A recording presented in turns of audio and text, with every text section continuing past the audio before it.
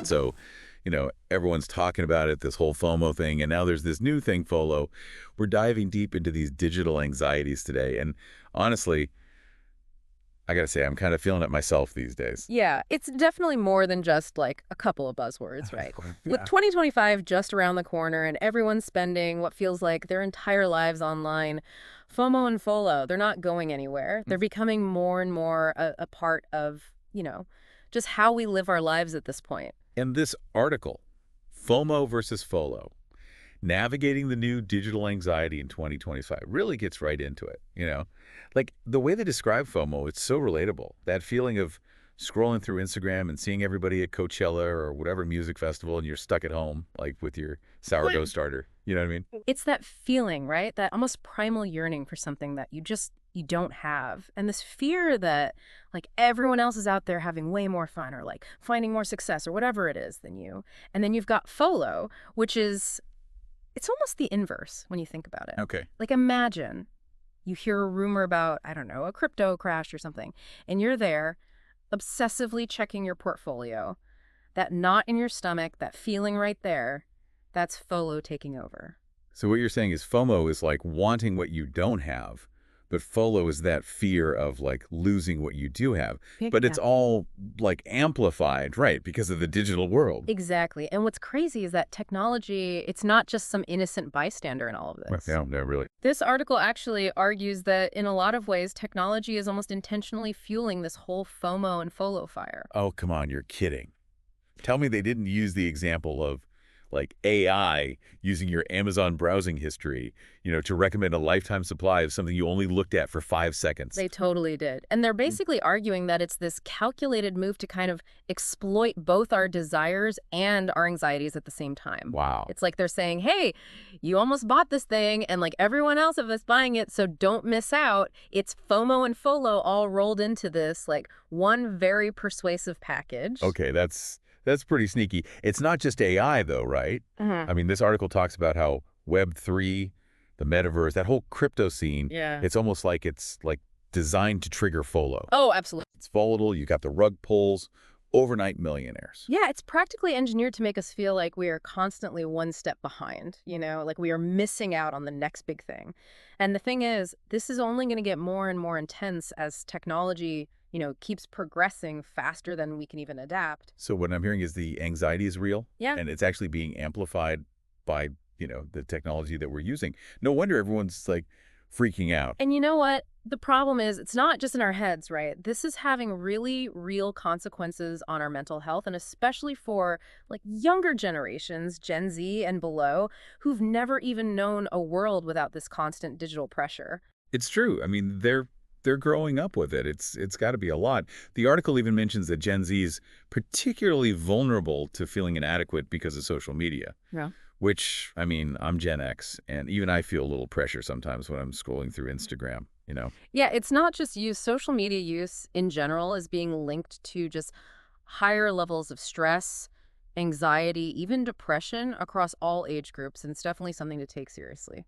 Okay, so we're feeling the anxiety, and it sounds like the technology we're using is like adding fuel to the fire. This is starting to sound kind of bleak. So like, what can we actually do about it? Well, it's not all doom and gloom, right? This article, they wouldn't call it a deep dive without giving us like some actual solutions we can use. Okay, good point. And one of the most interesting ones I thought was this idea of creating a fear budget. A fear budget. Okay, now I'm intrigued. I've never heard of that before. Tell me more about that. So it's basically this idea that, as humans, we only have so much like mental bandwidth to actually devote to, fear and anxiety and all of that. Right. So instead of like trying to eliminate FOMO and FOLO entirely, which is probably honestly impossible, especially these days. Yeah. It's more about like being more deliberate about what we allow ourselves to actually fear. Okay, I see what you're saying. So instead of just like panicking over every little dip in the, the crypto market, or like feeling jealous of everyone's like amazing vacation photos online, it's more about choosing your battles, I guess. Yeah, exactly. You decide, what actually truly matters to me, what's like really worth my mental energy, and the rest. You try to just like let it go. That's a lot easier said than done, though, right?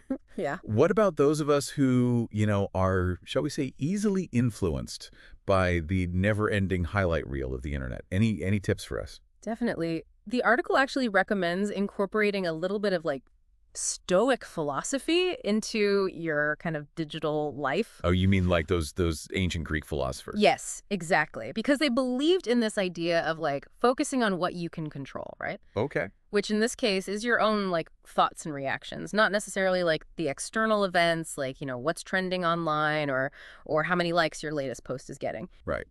I like that. So it's more about shifting your mindset from like, oh, I'm missing out, to, I'm choosing to focus my energy on what matters to me. Precisely. Now, that's not to say, you have to become like a completely detached robot or anything. Right, yeah. It's really just about finding that balance. And part of that involves being like a lot more mindful about, how you are actually using technology. That makes sense. I mean, let's be real. Most of us aren't going to like ditch our devices and move to a remote island. So how do we actually create these like healthier boundaries for ourselves in a world that's, pretty much entirely online now? Well, the article suggests like a good starting point is something they call digital decluttering. Okay. I can get behind like a good decluttering. Yeah. But we're talking about our like digital lives. Right. Exactly. Think of it like Marie Kondoing your digital world. Unfollow those accounts that like trigger your FOMO or make you feel like less than, unsubscribe from newsletters that you're like, I don't even remember signing up for that. Silence those notifications that like send you into a total frenzy. It's really just about like curating a digital space that, brings you joy, gives you good information, not just anxiety and a feeling of like, oh my God, I'm so overwhelmed. That's a great way to put it. Instead of trying to like keep up with the digital Joneses, we can like actually choose what we let into our like digital lives, right? Exactly. And it can be like surprisingly liberating. It lets you just focus on what's truly important to you, both online and offline, and engage with technology in a way that feels, a lot more intentional. Definitely. And speaking of offline, this might seem like super obvious, but I actually love how the article emphasizes like the importance of having those real world experiences and connections. Because at the end of the day, no amount of like virtual connection can really replace the richness and the fulfillment that you get from like actual face-to-face interaction. For sure. So how about we take a quick break here to actually, practice what we preach, as they say. Put down the phones, step away from the screens, go have a meaningful conversation with, an actual real live human. Sounds like a plan. We'll be back in a flash to dive into even more strategies for, navigating FOMO and FOLO in this crazy digital world. All right, so we're back, and hopefully everyone's feeling like a little more zen, maybe, after that little digital detox we just took. It's amazing what, like, even just a few minutes away from the screen can do, right? I know, right? It's true. But let's be real. We can't just, like, completely disconnect from the digital world entirely.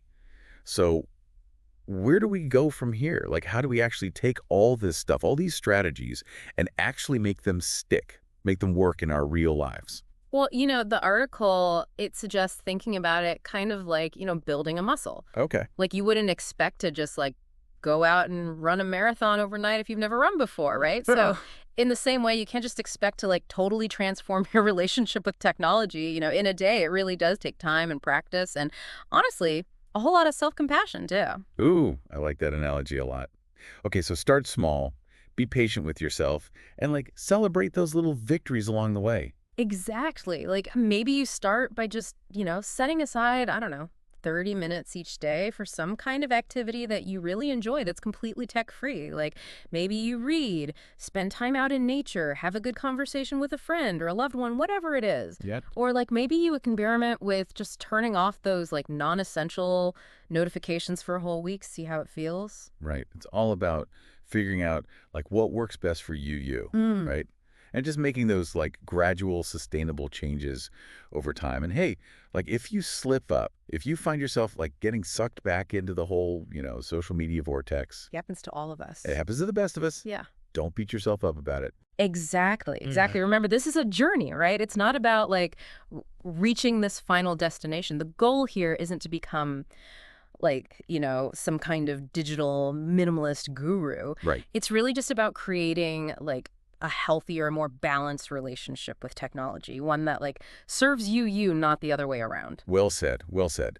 Now, before we wrap up this deep dive completely, there's one more point from the article that I wanted to touch on because I found it super, super thought-provoking. Yeah. And it talks about how, the lines between like what's real and what's virtual, they're getting blurrier and blurrier all the time. Oh, yeah. Especially like with the metaverse being like right on the horizon now. It's true. It's getting tougher and tougher, honestly, to distinguish between, what's actually real and what's just like simulated, what we're experiencing directly versus what we're just like consuming through a screen. It really is. Mhm. So like as technology keeps evolving at this crazy rapid pace, I mean, how do we even begin to define like what truly matters? How do we avoid getting like so caught up in this digital world that we lose sight of, our values, our passions, those real life connections, all of that? That's the $1 million question, right? In the article, it doesn't really give us like these easy Yeah. answers, but it does suggest that like a lot of it comes down to self-awareness and mindfulness and, a healthy amount of skepticism too. So like question everything. Be present, in the moment and Yeah. don't believe everything you see on the internet. Pretty much. It's about being like an active participant in your digital life, right? Yeah. Not just this, like passive consumer, just scrolling and scrolling and scrolling. Right, right. Yeah, and maybe, just maybe, if we can all kind of start doing that a little bit more, we can create a future where, technology is actually enhancing our lives, not like dictating them. Now that's a future worth striving for. Absolutely. Couldn't agree more. And on that note, we'll leave you with this.